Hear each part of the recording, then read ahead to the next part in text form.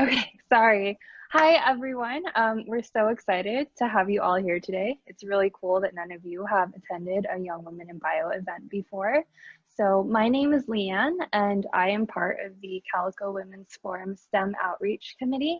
And on behalf of the committee and Young Women in Bio San Francisco, we just want to thank you all so much for joining us today. This has been such a crazy time, really unprecedented times, and I'm sure you have had your fair share of virtual meetings and classes already. So we really appreciate you taking the time out of your afternoon to join us for this. This is a very special event for us at Calico because it is actually our first STEM outreach event ever.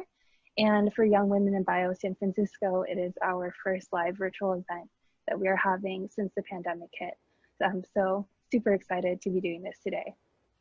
Today is also very special. I don't know if you guys saw the news, but these two women, Emmanuelle Charpentier and Jennifer Doudna, were just awarded the 2020 Nobel Prize in Chemistry earlier today.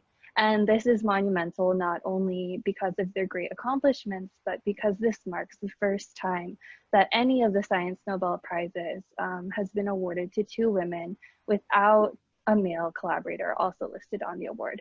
So this is really special for us and for women scientists. They are awarded this distinction for their work on genome editing technology. They discovered what we refer to as genetic scissors called CRISPR-Cas9 that allows us to make specific and precise changes to the DNA contained in living cells. And Dr. Charpentier shared some words that I really wanted to reiterate to you all because I think they're very special and I hope that they will resonate with you. In response to receiving this award, she said, "My wish is that this will provide a positive message to the young girls who would like to follow the path of science and to show them that women in science can also have an impact through the research that they are performing." And so this is the same wish that the STEM Outreach Committee and Young Women in Bio has for you as well. And that is why we at Calico are so thrilled to be doing this event in partnership with Young Women in Bio. So for those of you that don't know, Young Women in Bio is an organization that it's a nonprofit organization that empowers today's girls to become tomorrow's leaders. And YWIB really aims to give girls the inspiration and support that they need in order to become tomorrow's leaders in STEM. YWIB partners with a number of leading companies, universities, hospitals, and organizations in order to develop engaging educational and motivational programs and aspires to be the go-to organizations for girls looking to pursue a career or education in STEM. So some of you might be familiar with Young Women in Bio already, especially since you had to register through the Women in Bio website. But for those of you that want to learn more, please feel free to visit those links that are shown below. I also want to take some time to talk a little bit about Calico. So at Calico, we study aging and longevity. And as you all know, each and every one of us are getting older with every second of every day. And unfortunately, illness and aging affects all of us and our families. And so as a result, because of the world's population aging and the global percentage of people aged 60 years or older projected to double between the years 2000 and 2050, this has caused maintaining health into old age to become a new and urgent frontier for modern medicine. And so at Calico, our mission is to harness advanced technologies to increase our understanding of the biology that controls lifespan. We will use that knowledge to devise interventions that slow aging and counteract age-related diseases and enable people to lead longer and healthier lives. Executing on this mission will require an unprecedented level of interdisciplinary effort and a long-term focus. In other words, in order to achieve this goal, we will require many scientists across several disciplines and specialties to work together towards this mission.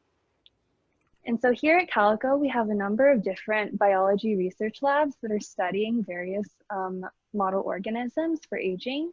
These model organisms include mink and mole rats, mice, worms, as well as yeast. In addition to that, we also have a number of core labs and core technologies, including genetics, computing, physiology, biochem, microscopy, flow cytometry, preclinical imaging, automation, and mass spec. And the purpose of these core labs is to assist our biology labs and help us better understand the biology of aging. So my background is that I'm actually part of the mass spectrometry core that we see here on the bottom right. And I've been working at Calico for a little bit over 3 years now. As part of the mass spec core, I've been doing proteomics, which is pretty much just a fancy way of saying that I study proteins in a system or organism.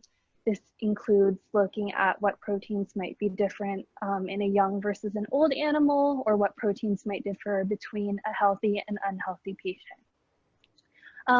Going to shift gears a little bit to tell you a little bit more about myself, and then we're going to move on to introduce the other organizers and our speakers. So my background is that I am a Chinese American. I was born and raised in the Bay Area, but my parents actually immigrated here from the Philippines. And so going to school here and applying for college here was actually really daunting because my parents didn't know anything about the American school system, and I didn't really have anyone else to ask about this. So growing up, I had no idea what I wanted to do. I didn't really know anything about STEM, but I decided to pursue a career in science after taking a really hands-on biotechnology class during my junior year of high school. And I actually ended up going to UC Berkeley, where I completed a degree in chemical biology in 2013.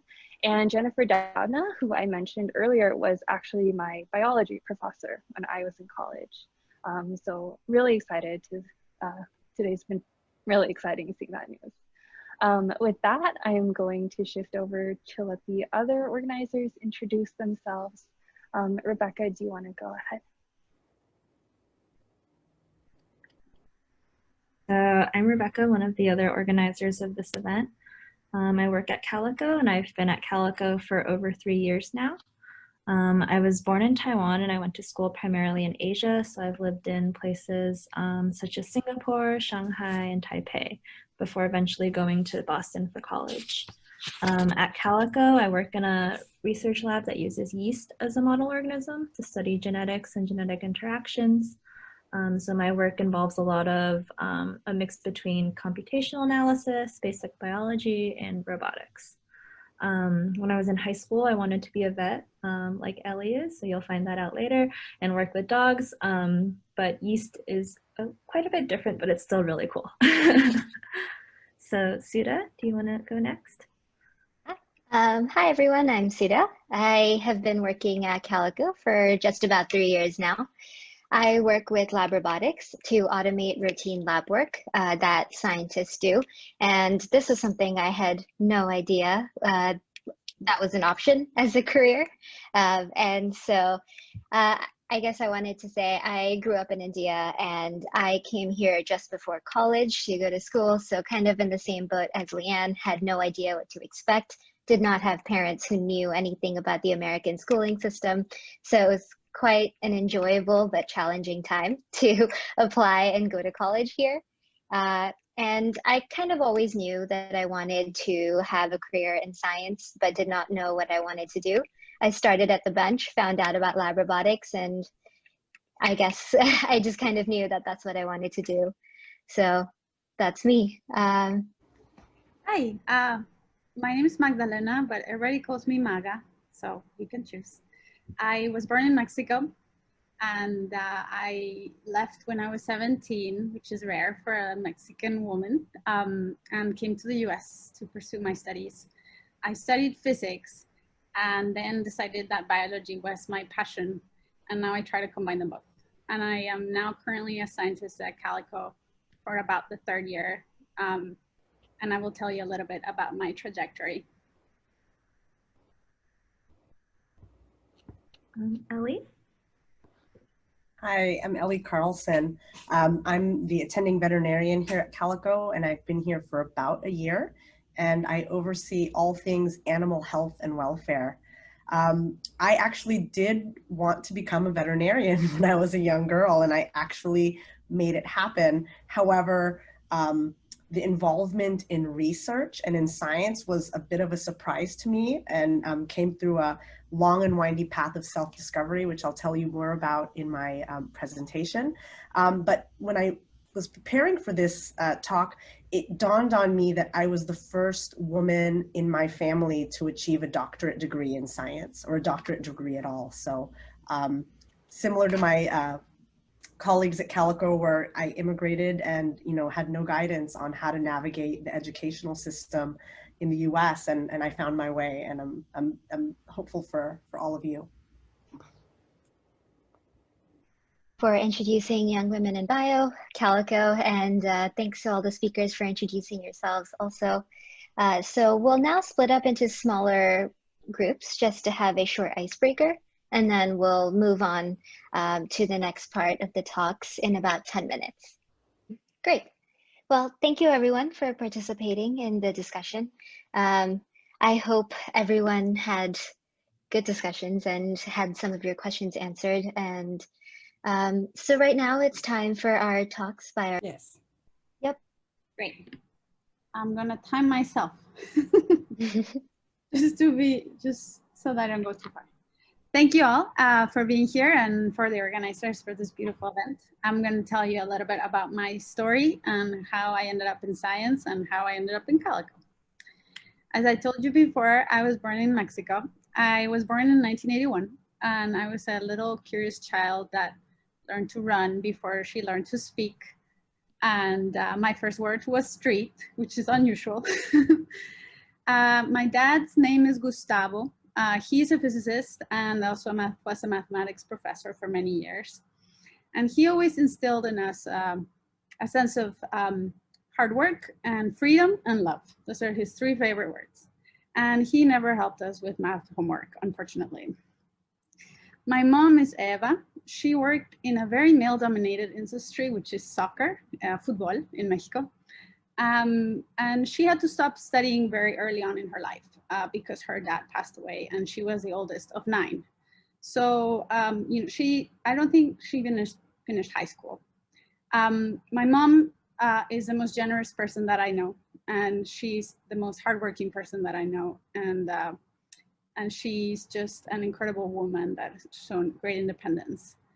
I am the oldest of 3 sisters, as I said. I am also the smallest, so they always force me forward in the photos so I look a little bit bigger than them. My sister on the left is Paulina, and on the right is Jimena. And they're both very strong women that studied statistics, PAU, and international relations. Okay, let's see. When I was thinking about my career, I could not tell you about without my elementary school experience, because I went to this super progressive little elementary school where we had no homework, we had no exams, we had our own little printing press, we made our little books, and the guiding and science had kind of a big emphasis on mathematics as well. The director of that primary school's name was Pepe. He was an exile of the Franco dictatorship in Spain.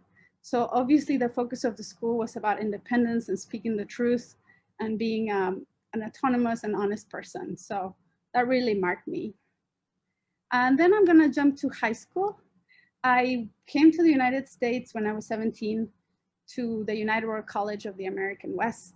It's part of a bigger movement of high schools that brings kids from all over the world, to be together and become global citizens. So this was a very unique experience for me. I was with kids from 70 different countries, and that just was fascinating. And it taught me how to be more open-minded, how to be a global citizen. And there was a strong emphasis on being physically active and do service. And so they took us to the Grand Canyon, for example, on a crazy 1-week expedition. And I have to say that the teacher that I remember the most was actually my art teacher. When I got there, I signed up for all the sciences. I was gonna do physics, chemistry, IT, mathematics. And then after a week, I was super depressed because it was just kind of unidimensional. So I changed my curriculum, and I took some science, but I also did some art and religious studies. And that was one of the best decisions of my life. This let me go to Cornell University, where I did my undergrad. I did a Bachelor of Science in Engineering Physics. And there, I don't know if you can, I hope that movie's playing. It's kind of slow in my screen. I there took a lot of obviously very difficult and rigorous science courses, but also made sure to continue to take arts and writing courses, because I think those became essential for me to be able to be a good scientist. I needed to have a more broader sort of perspective. The mentor that really changed my life there was Professor Lovelace. He taught us fluid dynamics. And what was really fascinating that I learned at that time was the laws of physics are universal. And so you can use the same equations to describe fluid flow to understand how stars and black holes interact with one another, which was really mind-blowing for me. And finally, another real great mentor for me was Dionysianinos, who was a friend of mine, who was kind of a genius in math and physics. And he taught me to be a good friend, but also, and most importantly, he taught me to always sleep before a test. Let me move on to the next slide. Am I stuck? Can you see? I still see the Cornell slide. It's not changing for some reason. Let me click here. I don't know what's going on. I'm sorry. Let me click on my computer.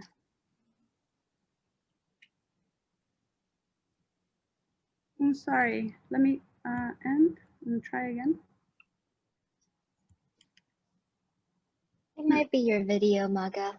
I think once you get past the slide, it'll probably be better. I know, it's just not letting me change. I'm really, really sorry. Okay. There you go. Really, really fast. Okay, let me go back real quick. Sorry about that. All right, it just has its own mind. Sorry about that.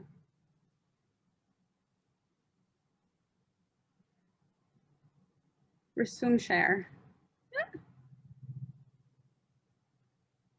Can you see? I see your mouse and your slides. We can see a blank slide 12, Maga. Yeah, I'm so sorry. I don't know why my computer is just freaking out. Can you see this? Yes. Okay, I'm sorry about that. So after Cornell, I went to Qatar. Actually, it was kind of a random off year that I took after I graduated. Cornell had opened a medical school in Qatar, and they were looking for academic assistants. And so I went there as a physics TA for the pre-med program.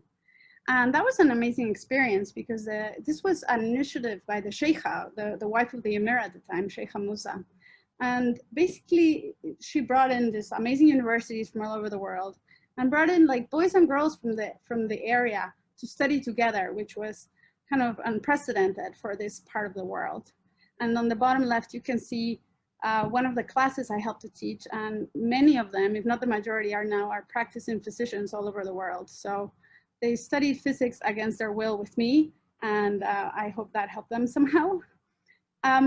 There, I switched from physics to biology, and I really like to say this, that in this, religious nation in the middle of the Gulf, I actually learned about biology and about evolution and about DNA. And it completely changed my mind. It blew my mind that biology was there and I had never even looked at it. So I decided I'm gonna go for that. I applied to grad school in the US. I got rejected everywhere because I hadn't taken one biology class in college. And so I looked at Europe where they're a little bit more open-minded, and they took me to do a master's in Dresden, which I hope you can see. I did a master's in nanoscience and molecular bioengineering. And there, that was really a very important part of my education, because I met Professor Joe Howard, who was my mentor at the time. And he really taught me that there is that you can apply the laws of physics and mathematics to understand phenomena in biology. At the time, I was studying molecular motors and how they transport things in the cell, as well as how they regulate the motion of cells, such as the sperm cell as it swims towards the egg. So that was really a nice way for me to understand that there's place for physicists in biology. Let's hope this will change, because this is kind of slow again. Is it changing? Okay. God, I should not have put videos. Yeah, it looks stuck again. There. Okay, there you go. Okay, so after that, I decided to move to the Netherlands, where I did my PhD in, I'll go back in a second, in AMOLF, which is actually a physics institute. And I lived in Amsterdam for about 5 years, where I did my grad school. And there I continued my reconstruction of life from bottom up, little molecular motors, to a little bit bigger things where I studied interactions between actin and microtubules. And these are the systems that help organize, the cell shape and how the cell, divides. And I had 3 female mentors that shaped me at the time, Anna Achmanova, Heische Kunderink, and Marjolein Dochterom. And they really helped me to understand how to bridge biology and physics. And they also taught me to remember to take personal time off, because in the Netherlands, I had 2 months off, which is unreal. Now in the US, it's a lot less. They taught me to be less of a perfectionist, and how to be a strong woman in the sciences. So I'm very grateful for their influence in my career. And then I jumped back to America, tried to get closer to home, where I pursued a postdoc at the laboratory of Claire Waterman in the NIH. Claire is a famous scientist in her field. She has pioneered the work of how cells interact mechanically with our environment. And basically, she taught me to look at cells and to always put my eyes and become a microscopist, which I think that's what I am now in many ways. And what I learned there was that cells have the ability to sense their mechanical environment and interact with it in a way that is adaptive. So if an environment is stiff, the cell will pull harder. And this depends on a set of molecules that participate in this process. And after that, I came to Calico. I think the movie's gonna try to play, but I'm just gonna go.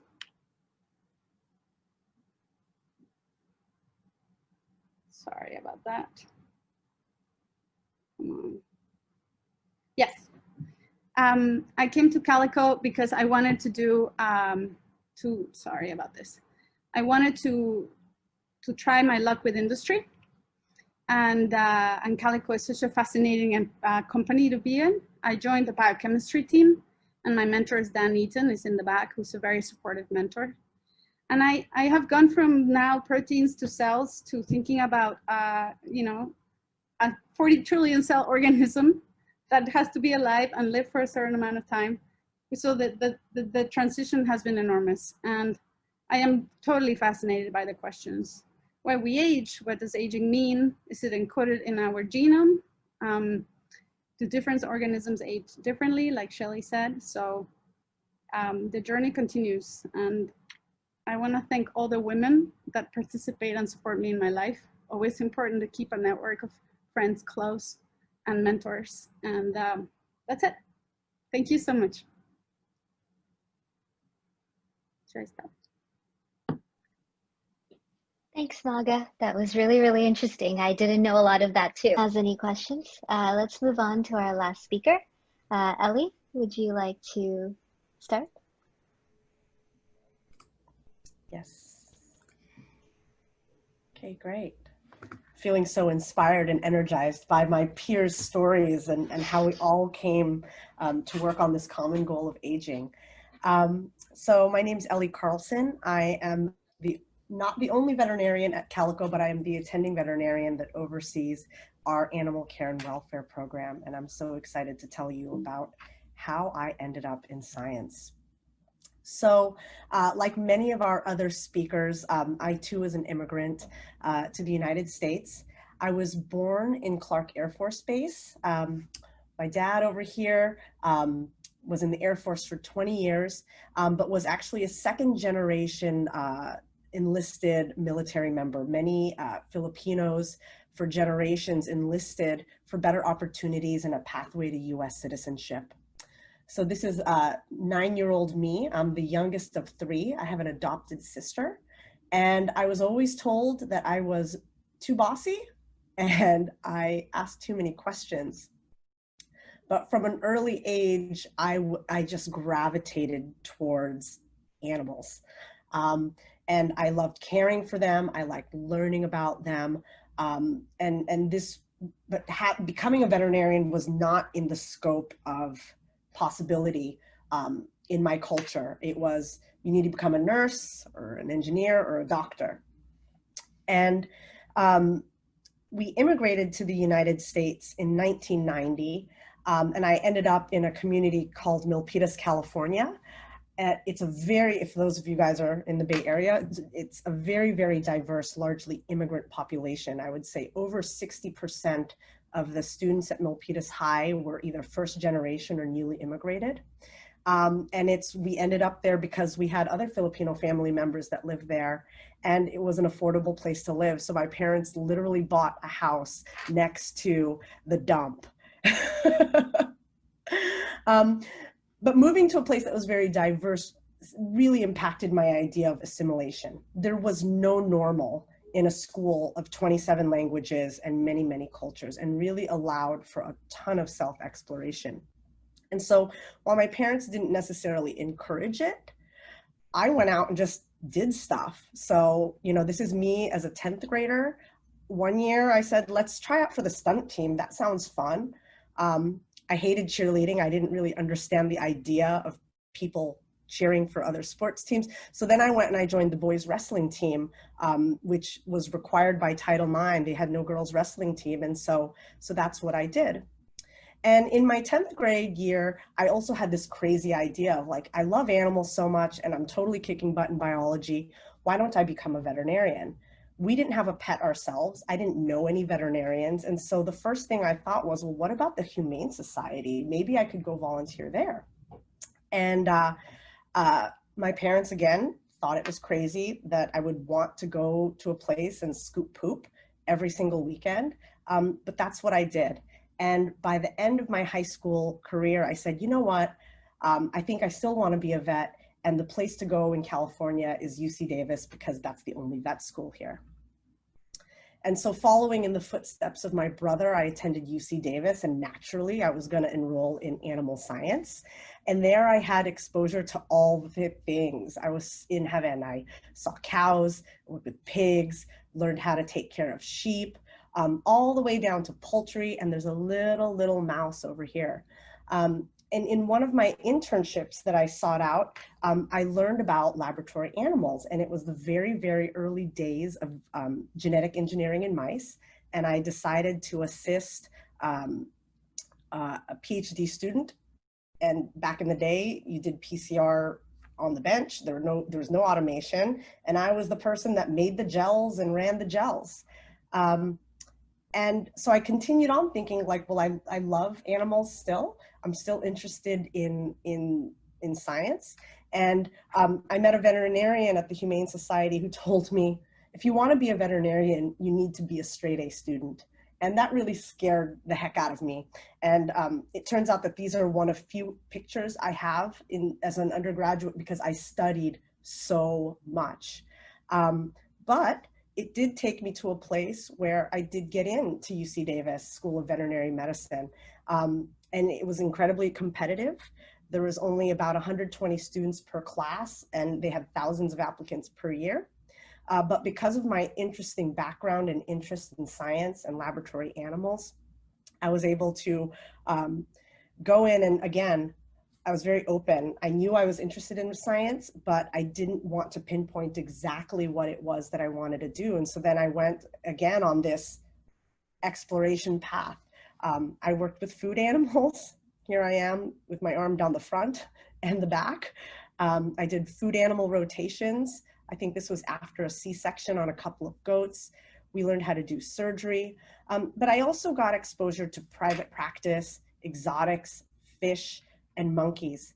And the best part of being a vet student is that it really opened me up to a lot of externships. And so while I didn't aspire to go to places like Stanford and MIT and Cal as a young high school student, all of a sudden, all of the doors were open to meet scientists and veterinarians in those programs. And so every summer, I did an externship and was able to see veterinarians working in practice at these institutions. Now, when I really think back about like the pivotal people and moments that led me into science and research, I did an internship as an animal science student under Kathy Radke, and she was the first woman in science that I had ever met, and she was a virologist. And she was studying bovine leukemia virus as a way to understand how retroviruses function in an animal system. And it was at that time that I learned that studying animal diseases can be completely translatable to human health and disease. And I was just so inspired by the idea that human and animal health were connected. And then when I did externships during veterinary school, I met Clifford Roberts, and he is regarded as one of the nation's leaders in laboratory animal medicine and is an expert in building laboratory and animal housing space that works for research institutions. And so every step of the way, I met people and had experiences that just continued to expose me to this exciting breadth of species, research topics. And because I couldn't just pick one, going into laboratory animal medicine seemed like a natural fit. So after I graduated veterinary school, there were very few training programs in the specialty of lab animal medicine. So I actually just went out and got a job. And my first job was at the Peninsula Humane Society, where I learned about shelter medicine and population health. I learned how to do high volume surgeries and emergency medicine. After that, I followed my spouse back east and got a clinical veterinarian position at the National Institutes of Health. And so that was my first clinical experience in a biomedical research setting. And then over the years, you know, flexing my skill set both at the San Francisco SPCA and Berkeley Animal Care, before finally settling back into lab animal medicine at UCSF. And then a startup company that worked on technology called Vium, and then finally at Novartis in Emeryville. And when I looked at my resume in my younger years, I thought, man, I look like a crazy person. I look like I can't decide between a specialty or a track. But when I look at it, there was a lot of common themes throughout all of these work experiences. One of them was always putting animal welfare at the forefront. I got to work with lots and lots of different species. And then there was this piece of sharing my knowledge, whether that's with clients, volunteers, or scientists. So I wanted to talk a little bit about laboratory animal medicine, because many people are really surprised when they hear, oh, you're a veterinarian, but you don't work with cats and dogs. And so laboratory animal medicine is actually one of the oldest specialties in veterinary medicine. And the aim is to improve science by ensuring animal well-being and by supporting scientists in their mission to understand biology and cure disease. And what I love about it most, again, is that lasting impact on both human and animal health. I think now, with the news very focused on a COVID vaccine, I think that the discussion about the utility and the importance of animal models is more important than ever. And this is just a figure from a review article that talks about how, you know, we can learn so much in cell culture as well as in organoids and primary cells, but eventually we do need to study diseases in an animal system because of the interaction between environment, the immune system, and health status before we ever get going on a clinical trial. And so I see my support of science and animal welfare here as a very important piece in ensuring that we continue to cure diseases and learn more about human biology. And in looking back at the oath that I stood on my graduation day, you know, I solemnly swore to use my scientific knowledge and skills for the benefit of society through the protection of animal health and welfare, the prevention and relief of animal suffering, and the promotion of public health and the advancement of medical knowledge. So I feel like all of those things that I pledged to do when I graduated in veterinary medicine are sort of culminating in the work that I do at Calico today. The role of the attending veterinarian, contrary to popular belief, there are lots and lots of laws, regulations, and policies that cover animal welfare. And so I'm ultimately responsible for providing healthcare programs that focus on minimizing pain and distress and maximizing well-being. And I also take a lot of joy in collaborating with scientists in planning their research in balance with welfare. The other thing that I do at every institution that I work in is interact with people and train people on our collective responsibility, and that the use of animals in research is a privilege, and that those animals that are helping us unlock the mysteries of disease deserve our respect and best possible care. And we all know that a well-treated animal will provide the best scientific results, and that's all of our goals.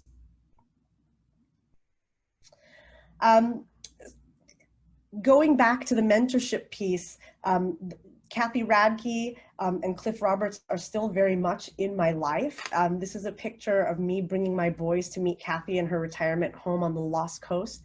And then this is Cliff Roberts, who was here for Calico's a very important site visit, and actually met with him earlier this week to ask him questions about the future and planning for our animal program. And so I feel like not having that scientific representation growing up, these mentors filled in where my parents were unable to, because they just did not have that, that education and that exposure.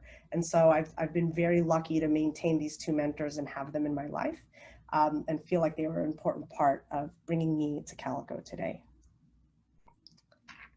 I think that's all I have. Thanks, Ellie. So if anyone has any questions, please feel free to ask them now. We'll move on to a 10-minute panel just because we're running a little bit late. So please feel free to also type in the chat. Rebecca?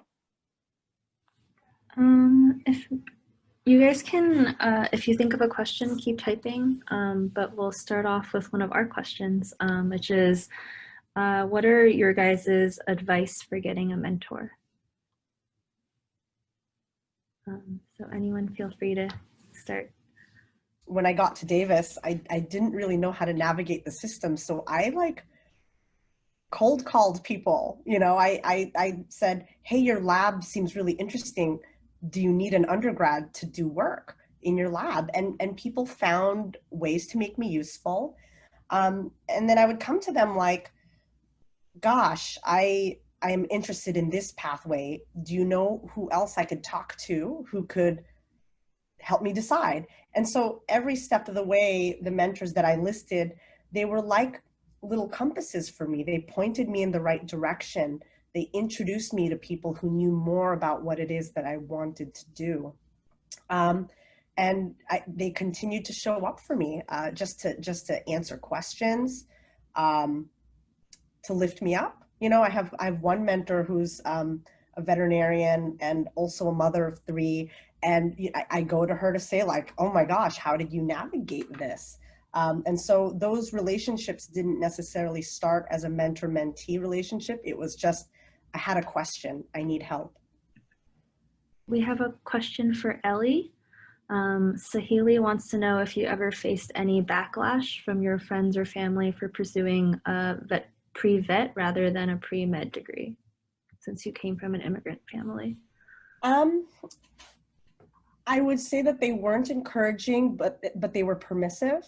And being the youngest of 3, by the time I went away to college, I was like, you guys have no power over me. I'm gonna do whatever I want. I'm never coming back home. I never did. And so they thought it was a questionable choice, but we're very proud that I did get into veterinary medicine. And then as I started to show the kind of work that I did, and moving up in my career, working at places like the NIH and Novartis, that's when it finally clicked for them. I think for the longest time, they were like, wait, so you do research? And I'm like, no. I think they're finally starting to understand what it is that I do, but now they're proud. Yeah. Awesome. Another question from a student for anybody on the panel. They say that I know that I love science and I want to do biology, but I have no idea what area or what kind of science I like. How would you suggest I go about figuring that out? Can I say something? I guess I would say, like everybody so far has said, try things out. You know, the best way to know if you like something is if you try to do it. Talking to people in the lab and see what's their day-to-day like. You know, sometimes you only see the final picture, which looks lovely, but the background is like something that you cannot imagine doing. And so really need to be inside and see the daily things attract you. And yeah, so try it out. And I want to just kind of continue on the getting on the mentor thing, because I think that's important. Some of us are really shy, you know, and it's really hard to just approach a senior scientist. Always, sometimes an email could be a good start, or go through your university or your high school advisors to help you set up if you don't feel like bold enough to just like directly ask a person. There's always programs and rotations. But definitely expose yourself to as much as you can before, you know, committing to something. Much of what brought me to where I am is trying things, but also learning about what I don't like and what I'm not good at. And so in doing my internship with the genetically engineered mice, I realized that I lack the focus to be a bench scientist, and half of my PCRs did not work. And so that was not a direction that I was going in. Some of my experiences, I had to learn that, you know, some of the questions that the scientists were asking took such a long time scale to resolve. And I'm a very impatient person. And so I could fix an animal in 15 minutes. The struggling with long-term questions was very difficult and demoralizing to me. So I think learning what you're not good at, how you don't like to spend the day, is just as important as feeling like you love something. Kind of related to that somewhat, Sanj asked, what are some ways I can gain hands-on experience in the field of biology? So how can I figure out if I don't like something? Like, how do I get these experiences?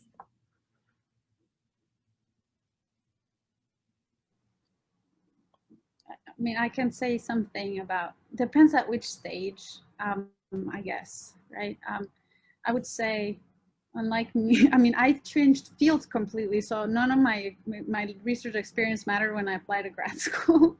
But, you know, there's rotations. There's always undergrad research during the summer that you can engage in to try to, you know, like the labs don't quit when you go home for holidays. Like the grad students are still there all the time. So there's always opportunity to try things out. I think having this sort of network, like Young Women in Bio, could potentially be a resource for you to try to have like a little externship, internship type of thing. I know maybe for high school might not be so common, but that's something that we could think about, you know. And yeah, there's, and I think I really want to emphasize that trying something doesn't mean you're committed to it, and that your career is going to change a million times and continues to change. And so don't be so stressed out about what you choose right now. It will only show you what you like about things, what you don't like. Will show you about yourself and how you're more successful, how you feel happier, healthier. And the next step will be an improvement, hopefully. Some things will be harder. And it just never ends. So don't be too worried to think that if you choose something now, that that's it forever. For sure not. Yeah, I completely agree. Again, with my work experience, I've been through so many different types of institutions and held many different roles. And, you know, part of me just learns how to find the joy in working in lots of different situations. And, you know, who knows, maybe I'll go back to shelter medicine someday. I don't know. But I know that where I am right now is right for me in this moment. And I might learn something else that might take me in another direction. The other thing I wanted to add on to that, and they're sort of related to the question of backlash and pressure to do something different, is that I've always had a strong sense of what I enjoyed doing on the day-to-day and a strong sense of how I wanted to impact the world. But I didn't know exactly how I was going to do that. And so I really learned to follow my gut and use that internal compass to help guide my decision making. Another question kind of related to that, how do you stay motivated when things aren't going as planned, and how did that change when you were a student compared to now?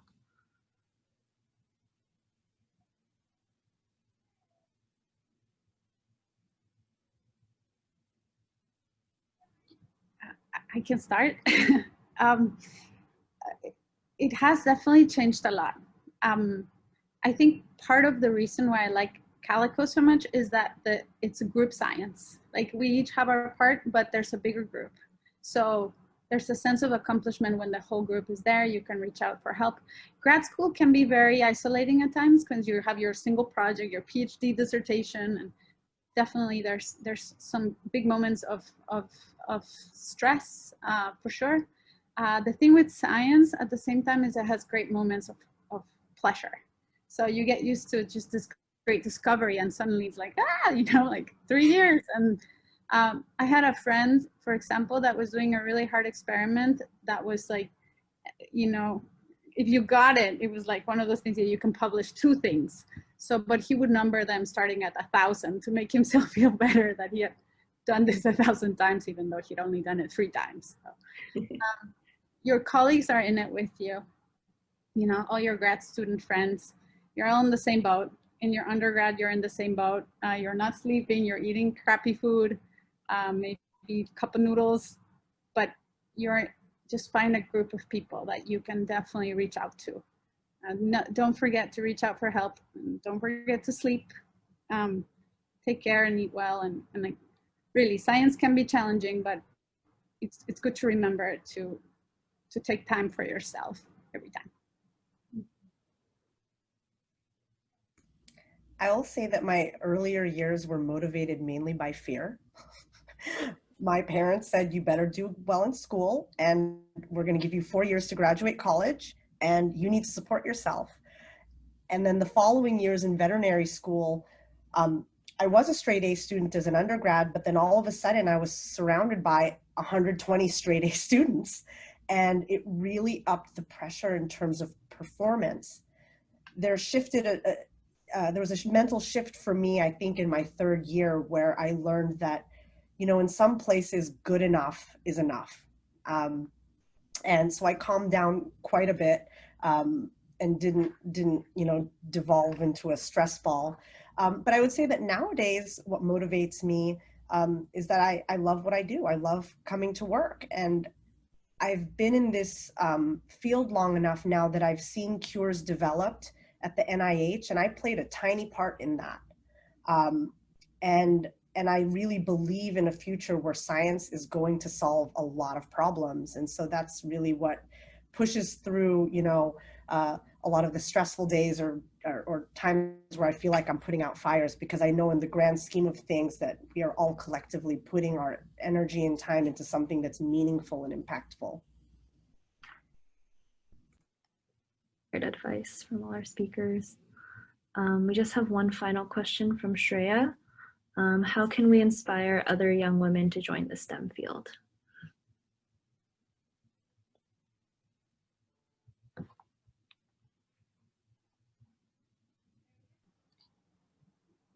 I can start. Nobody else wants to start. Okay.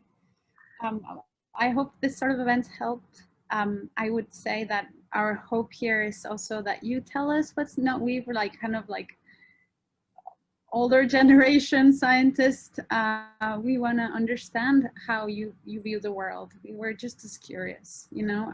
We're open to talk and discuss about our experience.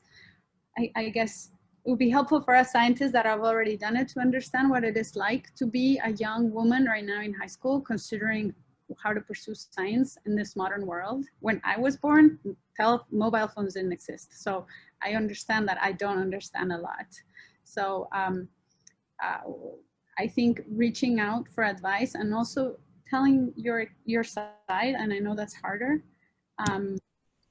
really promote a better and more productive conversation and how we can, you know, inspire women to pursue the sciences and make sure that they remain in the sciences, which is another one of the biggest issues, and eventually, you know, have more equal distribution. So don't be afraid to reach out and teach us what it's like for you so that we can help out better. Undergraduate, I was afraid to tell people that I wanted to be a veterinarian because so did everybody else at UC Davis. Everyone wanted to be a veterinarian.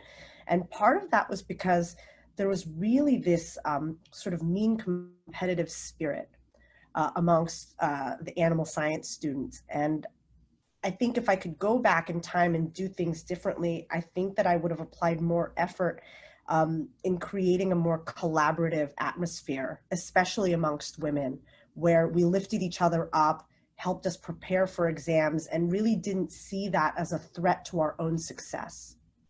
We'd like to close with a little challenge, given our breakout sessions where we ask, what a scientist that inspires you? I would like to I guess that not many of us know female scientists that we admire, and it's a problem in general in the sciences. They highlight men all the time. Why don't you propose a project in your class? Be like, let's highlight some women scientists. Let's see what they've done. You know, try to inspire others to start searching for that. I promise to do that for myself.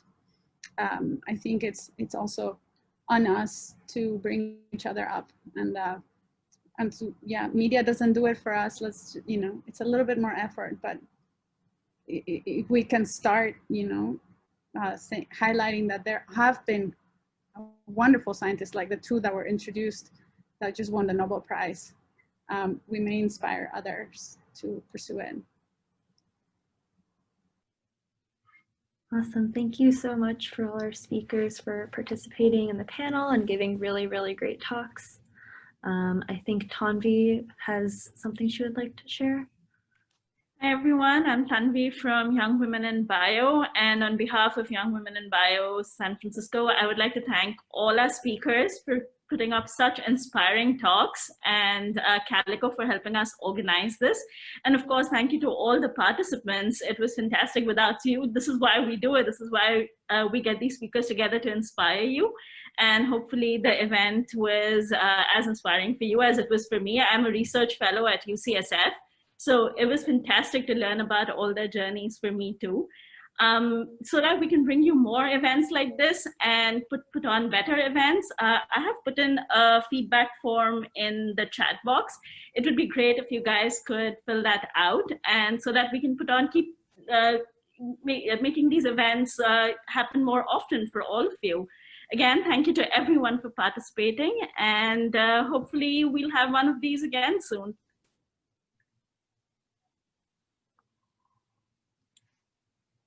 Thanks so much, everybody.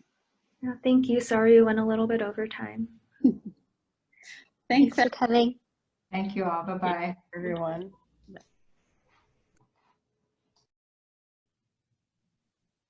Bye guys, thank you. Bye, thank you.